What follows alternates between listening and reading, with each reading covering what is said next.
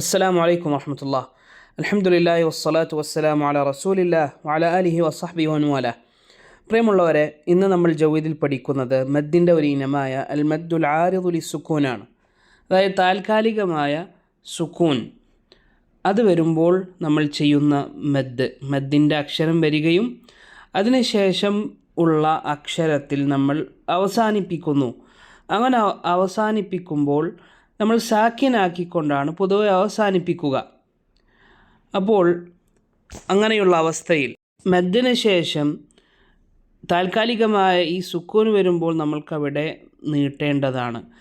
അവിടെ ഒന്നെങ്കിൽ 2 ഹറക്കത്ത്, അതല്ലെങ്കിൽ 4 ഹറക്കത്ത്, അതല്ലെങ്കിൽ 6 ഹറക്കത്തുകൾ നമ്മൾക്ക് നീട്ടാവുന്നതാണ്. ഈ 3-ൽ ഏതും നമുക്ക് സ്വീകരിക്കാം. അപ്പോൾ ഇവിടെ ഉദാഹരണത്തിന് സൂറത്തുൽ ഫീലിലെ അവസാനത്തിലെ ഓരോ പദത്തിലും അൽ മദ്ദുൽ ആരിദു ലിസ്സുക്കൂൻ ഉണ്ട്. നമ്മൾക്കത് പാരായണം ചെയ്തുകൊണ്ട് മനസ്സിലാക്കാം. അഊദു ബില്ലാഹി മിനശ് ശൈത്വാനിർ റജീം. ബിസ്മില്ലാഹിർ റഹ്മാനിർ റഹീം.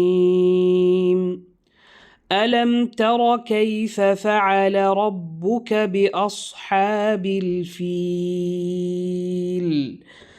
ألم يجعل كيدهم في تضليل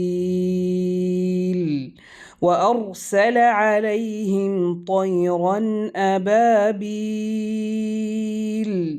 ترميهم بحجارة من سجيل فجعلهم كعصف مأكول. അപ്പോൾ ഈ ഓരോ ആയത്തുകളിലും നമ്മൾക്ക് മദ്ദിൻ്റെ അക്ഷരങ്ങൾ കാണാം. ആദ്യത്തെ ആയത്തിൽ അവസാനത്തിൽ അൽ ഫീൽ എന്ന പദത്തിലെ ഫാഇന് ശേഷം യാ വന്നു, മദ്ദിൻ്റെ യാ വന്നു. ആ മദ്ദിന് ശേഷം ലാമ് കസ്റയുള്ള ലാമാണ്. പക്ഷേ നമ്മളവിടെ അവസാനിപ്പിക്കുമ്പോൾ അൽ ഫീലി എന്നല്ലല്ലോ പറയുക, അൽ ഫീൽ എന്നാണ് പറയുക. അപ്പോൾ നമ്മൾക്കവിടെ 2, 4, 6 നീട്ടാവുന്നതാണ്. അതുപോലെ തന്നെ അടുത്ത ആയത്തിലെ തദ്ലീൽ, അതല്ലെങ്കിൽ 6 ഹറക്കത്ത് തദ്ലീൽ, ഇങ്ങനെയും നീട്ടാവുന്നതാണ്, മദ് ചെയ്യാവുന്നതാണ്. അബാബീൽ, ഇവിടെയും യാഇൻ്റെ മദ് വന്നു. അതിനുശേഷം ലാമ് ഫത്ഹയുള്ളതാണെങ്കിലും അവിടെ നിർത്തുന്നത് കൊണ്ട് നമ്മൾ ലാമിനെ സാക്കിനത്തായി ഉച്ചരിക്കുന്നു. തർമീഹിം ബിഹിജാറത്തിൻ മിൻ സിജ്ജീൽ, ഇവിടെയും അവസാനത്തെ ആയത്തിൽ മഅകൂൽ എന്ന പദത്തിലും അങ്ങനെ തന്നെ കാണാം. വാവ് മദ്ദിൻ്റെ വാവ് വന്നു. അതിനുശേഷം നമ്മൾ ലാമിൽ അവസാനിപ്പിക്കുകയും ചെയ്യുന്നതുകൊണ്ട് ലാമ് സാക്കിനായി ഉച്ചരിക്കുകയും ചെയ്യുന്നു.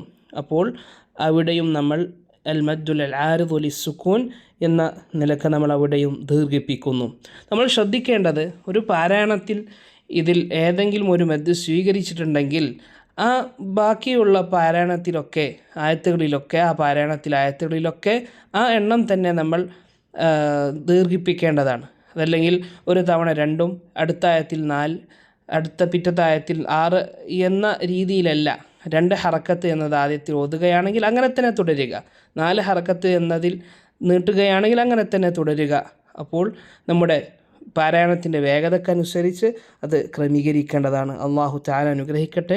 അസ്സലാമു അലൈക്കും വറഹ്മത്തുള്ളാഹി വബറകാതുഹു.